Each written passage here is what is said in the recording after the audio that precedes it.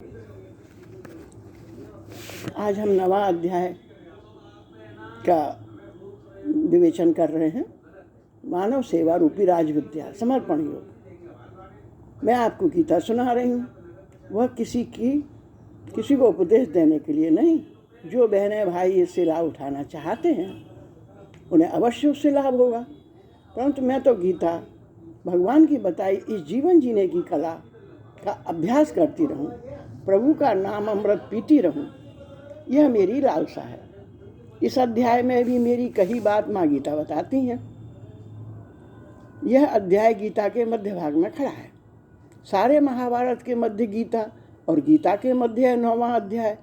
महर्षि व्यास देव जी का यह कितना बड़ा उपकार है।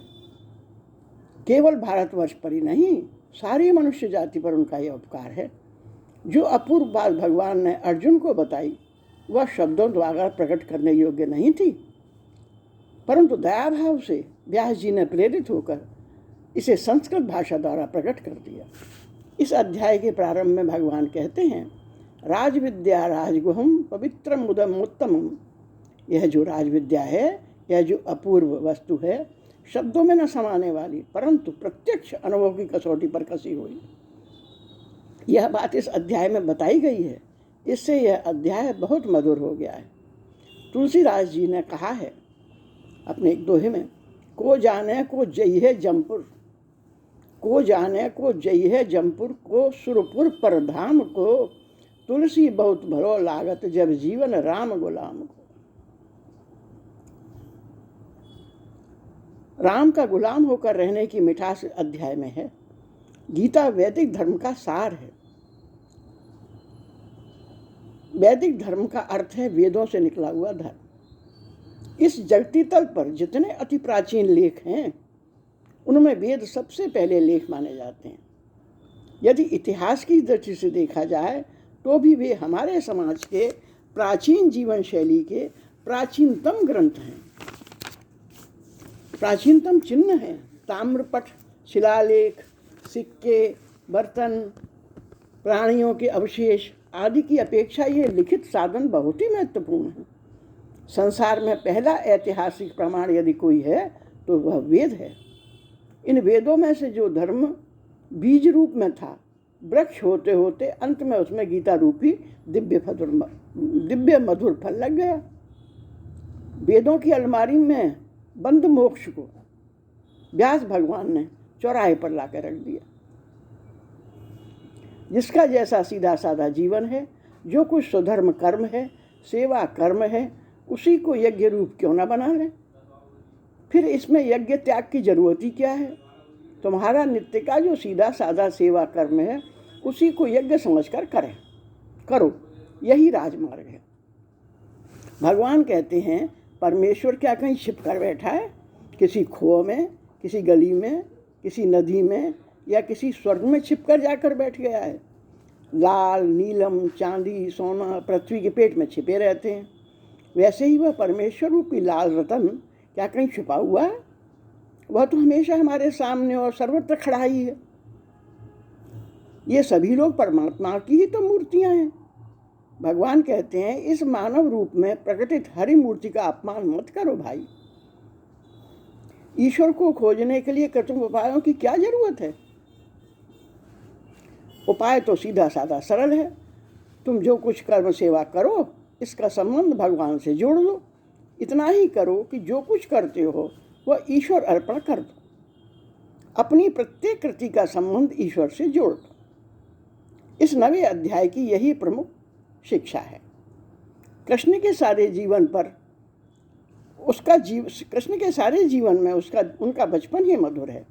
वह ग्वाल बालों के साथ गायें चराने जाते हैं, उनके साथ खाते हैं, पीते हैं, हंसते हैं, बोलते हैं। और इंद्र की पूजा करने के लिए जब ग्वाल बाल निकले तो उसने कहा कि इंद्र को किसने देखा है, उसके उपकार ही क्या है हम पर यह गोवर्धन पर्वत हमें प्रत्यक्ष दिखाई देता है। यहाँ गायें चरती हैं, इसमें पानी के सोते निकलते हैं, अतः तुम इसकी पूजा करो, इसकी आराधना करो, इसका गुणगान करो। ऐसी ही बातें जब उन्हें सिखाया करते थे बचपन में, उनका काम गाय बछड़ों से पड़ा। बड़े होने पर घोड़ों से मुरली की ध्वनि सुनते ही गायें गदगद हो जाती और कृष्ण के हाथ फेरते ही घोड़े फुरफुराने लगते। वे गाय, बछड़े और रथ के घोड़े कृष्णमय हो जाते। पाप योनि में माने गए उन पशुओं को भी मानो मोक्ष मिल जाता था। मोक्ष पर केवल मनुष्य का अधिकार नहीं है, बल्कि पशु पक्षी का भी है। यह बात भी कृष्ण ने साफ कर दी है। अपने जीवन में यह अनुभव उन्होंने कर लिया था। उनका कहना है कि मोक्ष संसार से जाने के बाद नहीं, संसार को देखने की दृष्टि इतनी प्यारी जब आपकी हो जाएगी तो आपको शेष जीवन का आनंद उत्सव बन जाएगा। ये है उनकी मोक्ष की अवधारणा। मोक्ष न विद्युता पर अवलंबित है और न कर्म कला पर। मैं कहने वाला ज्ञानी पीछे ही तने रहे और भोली भावुक स्त्रियां उनसे आगे बढ़ गईं। यदि मन पवित्र हो और सीधा भोला पवित्र भाव हो तो फिर मोक्ष कठिन नहीं है।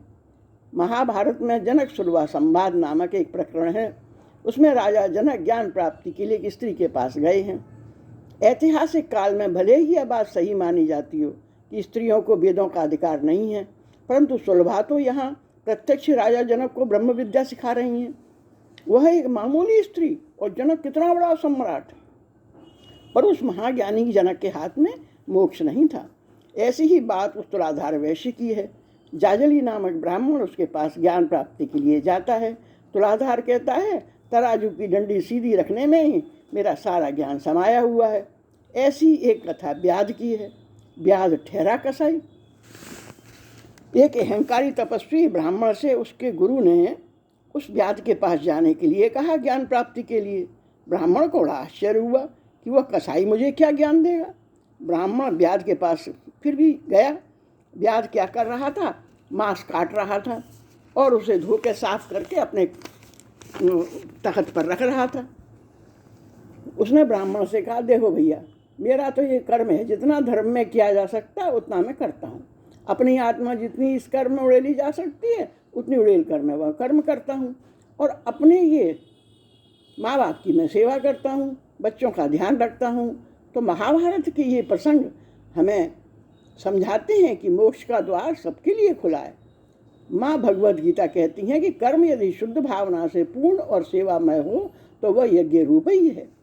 इसी हम 9वें अध्याय को यहीं पर समाप्त करके दूसरी किस्त में इसको हम ले जाते हैं।